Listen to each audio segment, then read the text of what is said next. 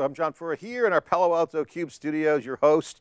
We are here for a 3-day wall-to-wall coverage of robotics and AI infrastructure, our second annual event, NYSE Wired plus theCUBE in collaboration.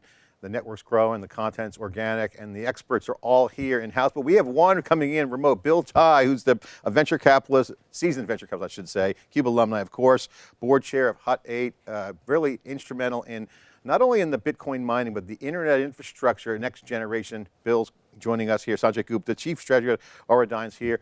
This is about large scale. Sanjay, great to see you again. Bill, of course, coming in remote with the kite surfing in the background. And by the way, thank you for your awesome ACTI event this past month. Appreciate it. Guys, thanks for coming in. Sanjay, kick us off. What's the large scale state of the market right now? Because you're seeing the geopolitical situation, you're seeing the large scale demand for infrastructure. What's your perspective? No, sure, John. So I think there's probably 2 or 3 macro trends that are taking place. One is that in the world of Bitcoin and Bitcoin mining infrastructure, we're seeing significant ongoing growth post the halving that took place last year. And there's a tremendous focus upon latest innovations that we can talk about in the area of Bitcoin mining. Absolutely cutting edge semiconductor and technology, which is needed for data center scale mining. So that's one. At the same time, you also see a tremendous focus upon AI infrastructure for data centers. And it's also interesting to see the two coming together in different, very interesting ways for data center operators, which are operating both in AI and Bitcoin, with some of the same technological excitement and some of the same challenges and opportunities as well. Bill, I want to get your thoughts because the topic of this event is robotics and AI infrastructure leaders, of which you need energy to power the servers, you need robotics that's intelligent, you need to get that data like electricity into the AI physical plant, but the infrastructure is also a physical plant.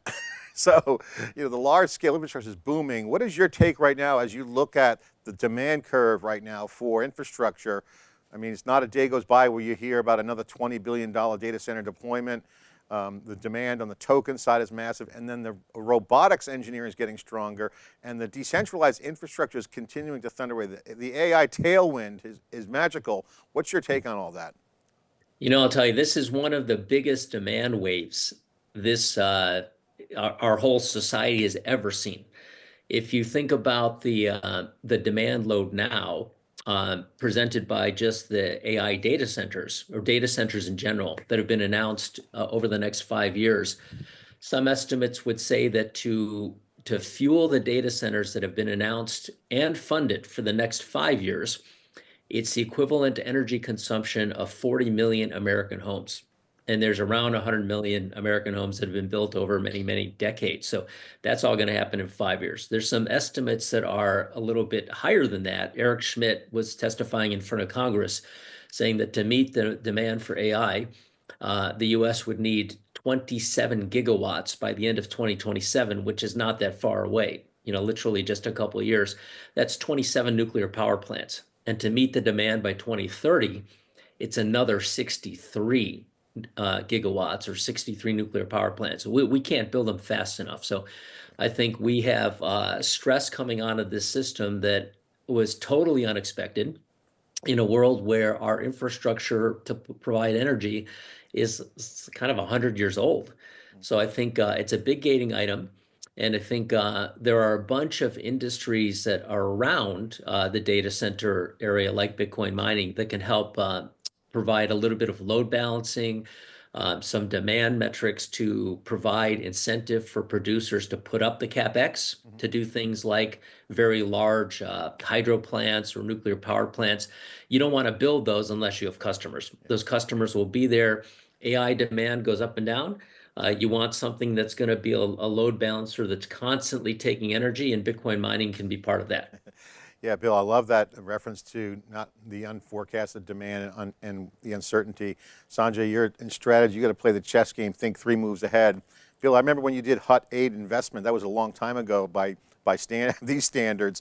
It just seems like yesterday. But I have to ask you guys both, from a vantage point of chips, software, and geography, what's changed in the past 18 months the most? Bill, I know you've had some options with your companies. You've been growing. There's been some corporate development work. There's clearly opportunities. Sanjay, in your business, you're at the front lines. What is the biggest change in the past 18 months? You got the chips, you got the software, you got the geography challenges. What are some of the things you guys see? Yeah, and John, I'd say it's both in terms of challenges and opportunities. Right? So one is, like Bill mentioned, energy is going to be critical. And energy is both on the supply side of energy and the infrastructure for energy. Talked about the 27 gigawatts that need to come on stream just in the US alone. But there's also the demand side of energy. So one of the big things that is a key driver of both AI as well as Bitcoin mining is the need for ultra energy efficient machines. So, and that gets manifested in the form of, even at the base level of semiconductors, that we're looking for the latest process technology nodes, 3 nanometer process technology, getting down to 2 nanometer process technology, which are the most energy efficient. So that's one big dimension. The second big change is the whole notion about demand and load balancing. So the need to balance the supply and demand of the electrical grid is becoming even more paramount. And that's where some of the AI data centers are need to focus upon. And this combination of play between AI and Bitcoin data centers becomes also more relevant. I love the smaller, faster, cheaper. Bill, when you guys started HUD 8 and where you are now, it reminds me of that comment about the unexpected. When Zoom was invested in, it was pre-pandemic, and the pandemic was an unforecasted event. That created uncertainty. It was an unknown, and Zoom clearly took off. You're a big investor there, early stage. Now you have the same dynamic where there's a lot of unknown out there that's going to be in front of us soon. Your thoughts on how you're navigating this kind of news, I'll call it Moore's Law, but smaller, faster, cheaper, software chips. Now you got decentralized infrastructure. What's your view on this? You know, they all kind of dovetail. I think every wave lays a foundation for the next one. And but HUD 8 was an outgrowth of a company that I funded in 2010-11 era called Bitfury. And we had built data centers in Iceland, Finland, Norway, Republic of Georgia.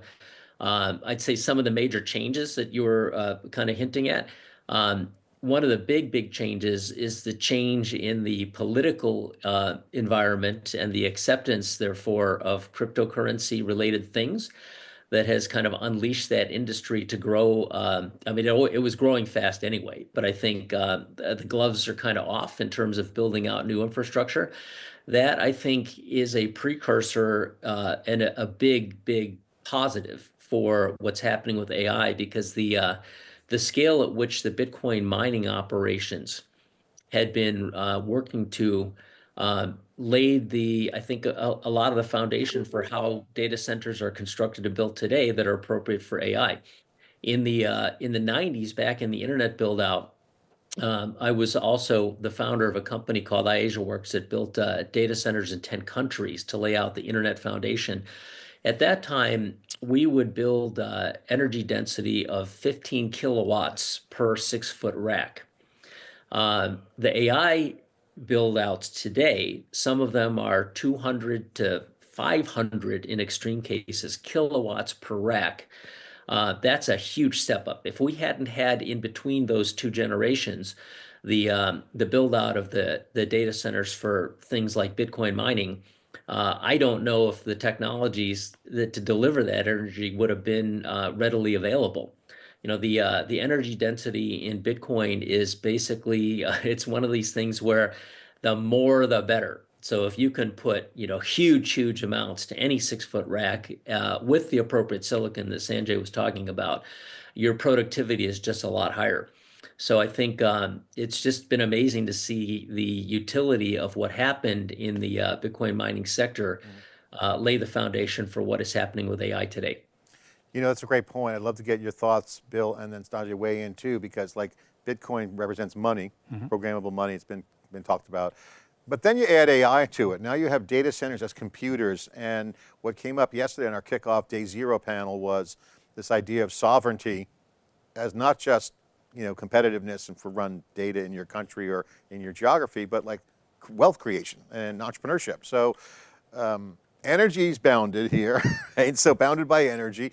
What is the entrepreneurial equation? How do companies combine the best of Bitcoin, the future of money, with the future of sovereignty together? Because now it's not just the Bitcoiners and all the energy. It's Bitcoin and the AI, which is the world, kind of coalescing into one. Bill, we'll start with you. What's your view on this? You're basically pointing out the fundamental theme of decentralization. So, while the internet by its very nature is somewhat decentralized, there's no single point of attack where you can kill it.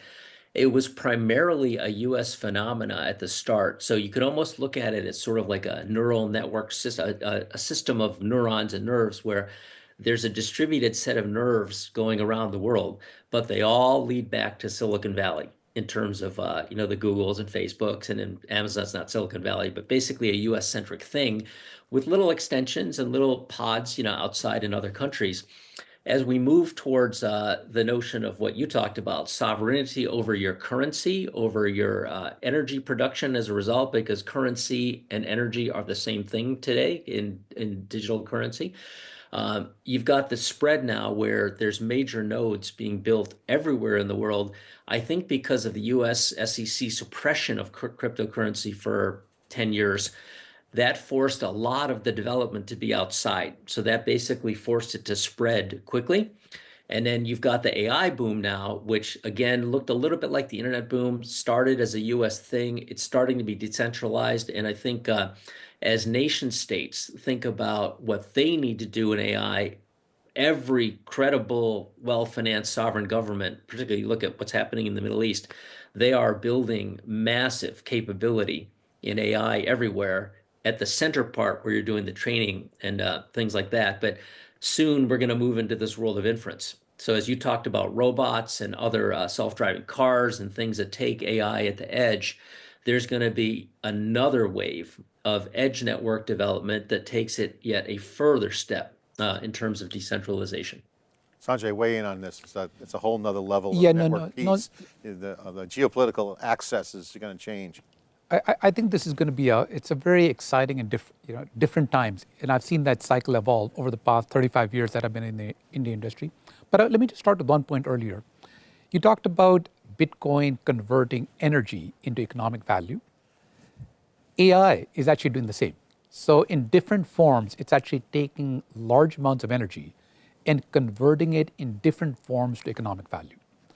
Now, during the days of the 90s, when I was in technology, there was a whole theme around globalization, right? The whole notion computing was around then, right? Too, remember that? Exactly, I remember those early days you said, and then you said, let's ensure that we can have global supply chains, globalization of different parts.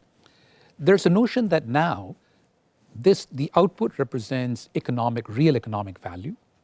And we've seen the world of ongoing geopoliticals and geopolitical areas, that the need for different geographies or sovereigns to ensure that they have the appropriate technological base within their own region has become even more relevant.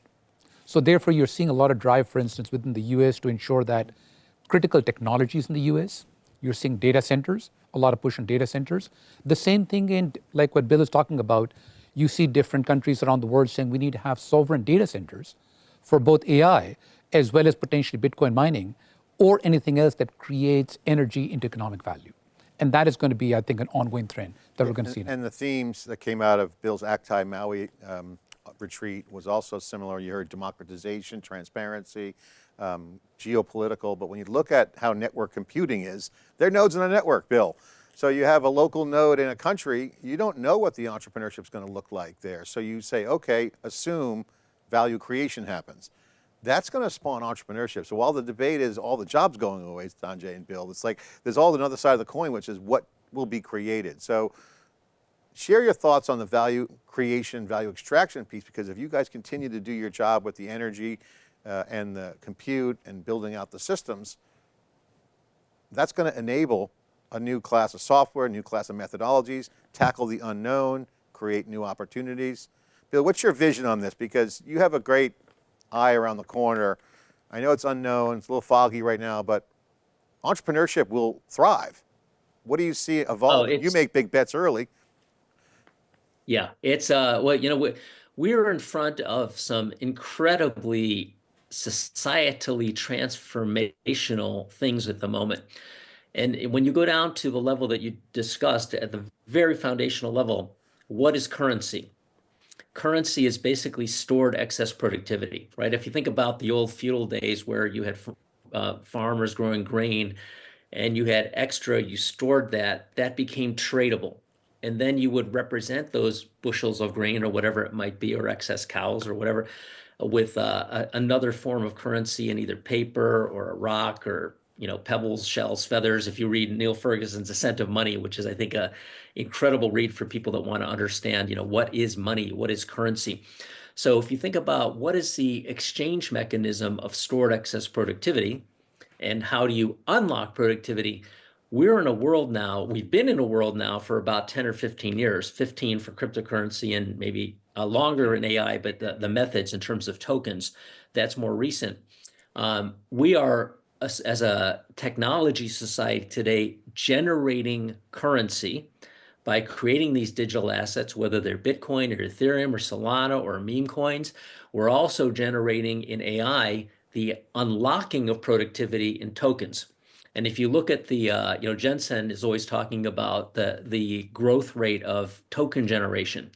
That's the key to unlocking, because you use those as currency, almost like you'd put, quarters into a pinball machine, right? So you've got to basically generate tokens and save them up and hold them or have access to the production to unlock the usage of the tokens, expressing efficient productivity by using AI.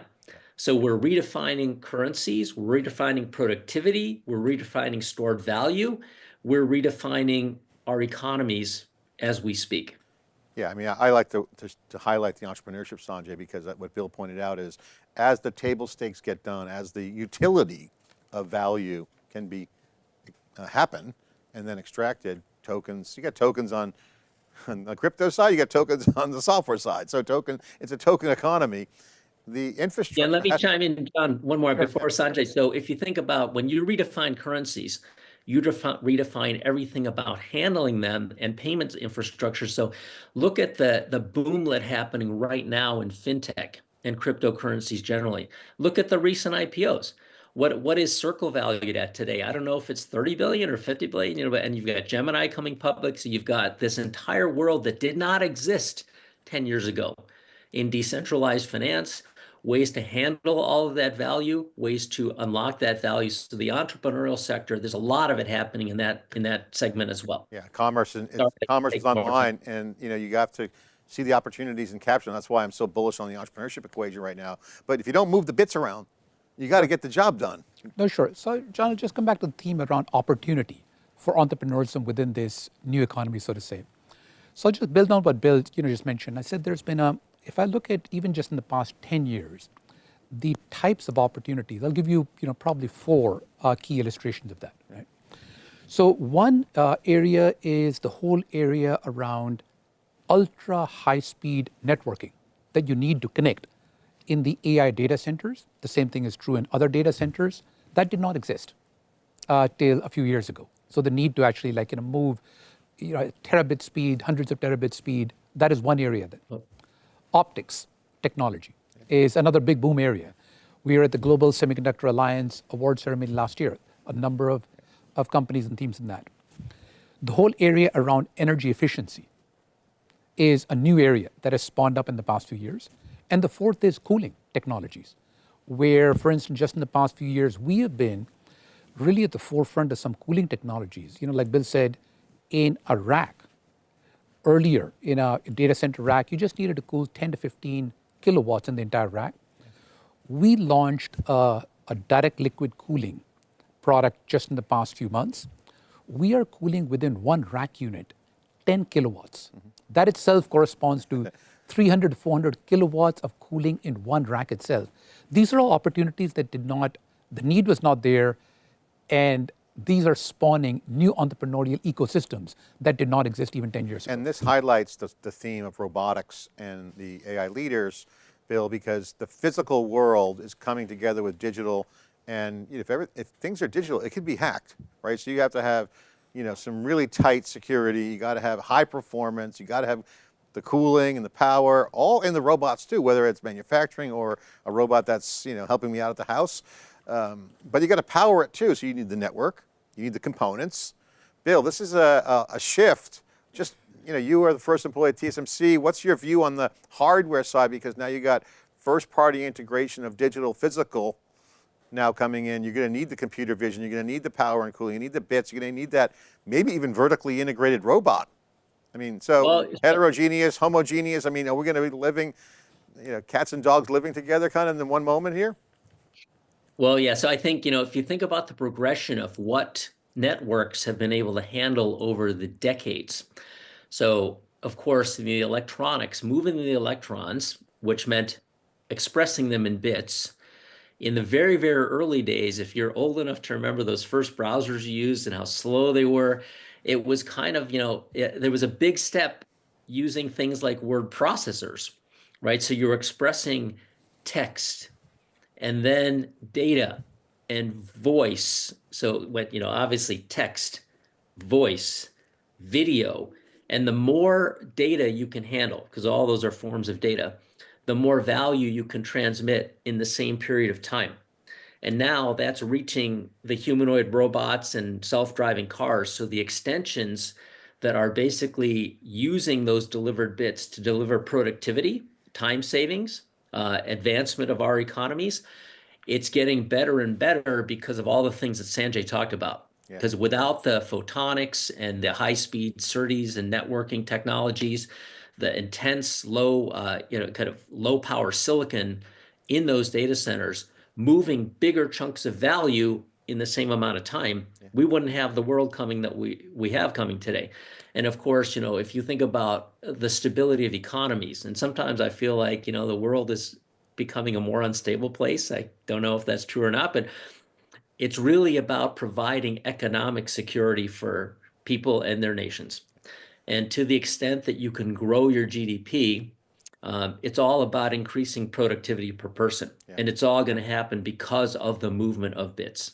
I think you're right on it. I've been saying to my young adult children and others, if you get involved in tech right now, you could shape the future, because data centers are as powerful as, with the sovereign equation, they could reconfigure the global landscape from a peace standpoint. I mean, a lot of people don't have the power. If you have the power, that might be a sharing opportunity, an alliance.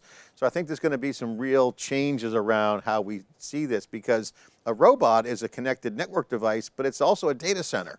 So you have the same challenges with robotics as you do these large data centers, which are acting as supercomputing. So the question is, as we look at this, what is the formula for success? Because back in the old days, Bill, in the processor days, it was, no one really cared if it was proprietary software under the processor. It worked. So it was heterogeneous for Intel or others. So the question that comes out is heterogeneous and homogeneous devices, security, sovereignty. I want my car to be locked and loaded, ready to go, but also open. So you got heterogeneous networks, maybe. Open source is heterogeneous. What's the striking balance between heterogeneous and homogeneous in this new future? Because you can argue that you can see them working together because of the requirements. If I'm going to build a car, I might want to have that vertically integrated. Guys, thoughts on this? It's kind of an open question. Yeah. It's not really talked about publicly, but I want to throw it out there. Yeah, so I'll actually talk about maybe on this, John, the evolution of what we've seen even within Auradine itself over the past few years, right? So we started off with two major focus areas. One is blockchain, and the other was AI. Both secular disruptive trends, huge opportunities in the right trend. Within these two areas, we also had a big focus on security. So that's actually another interesting area that we focused upon to ensure that security is going to be paramount. We actually created a company called Aurascape AI, and we had that at the intersection of AI and security. Within the world of AI, we've been seeing an interesting development. It's almost like drives you back again to the world of 30, 35 years ago, when you had the days of IBM, and you had IBM have a proprietary stack, right from the semiconductor operating system, the databases, the entire hardware system, and then eventually it moved into open standards, and you had open standards really drive the tremendous growth that we saw through the 90s, early 2000s and 2010s. What we think is that in the world of AI, we'll see something similar. So today, you take a world of NVIDIA. Right? NVIDIA has got a great solution in the marketplace, but it's proprietary. You've got their GPU, right? It works great, but its GPU's You have the networking, which is an NVLink networking switch based. You have the scale out networking, and then you have the software layer. It's all proprietary. What we're seeing in the more recent past is the rise of open standards, even within the world of AI. So you see the focus upon an area called Ultra Accelerator Link Open Standards. You're seeing scale out networking called Ultra Ethernet Consortium Open Standards. You're seeing the software layer on the top, which is now being based upon more sonic based open standards.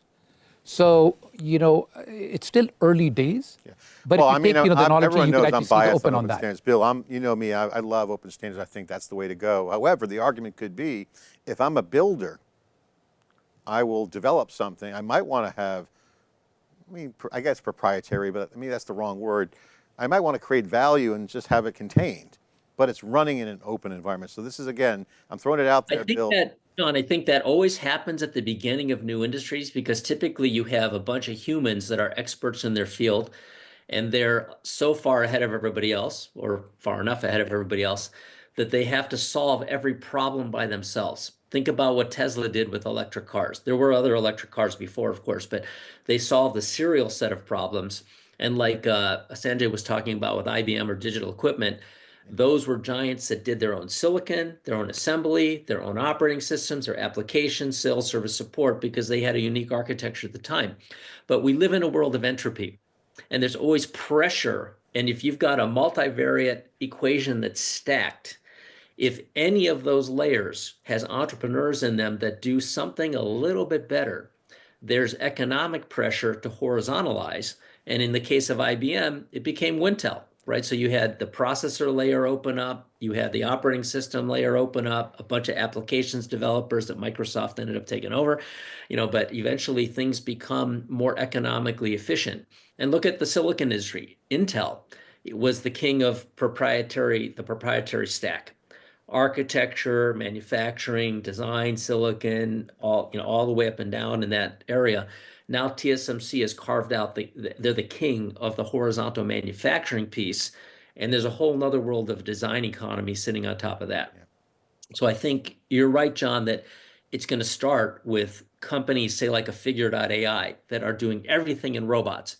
But eventually, you'll have enough maturity in the industry that parts will evolve. I don't know if it's a 10-year thing or a 30-year thing, but eventually there will be some standard kind of robotic operating systems. And then the interconnectedness, that presents a whole another set of issues. When you talk about sovereignty and security and defense, think about what's happening to the defense industry now.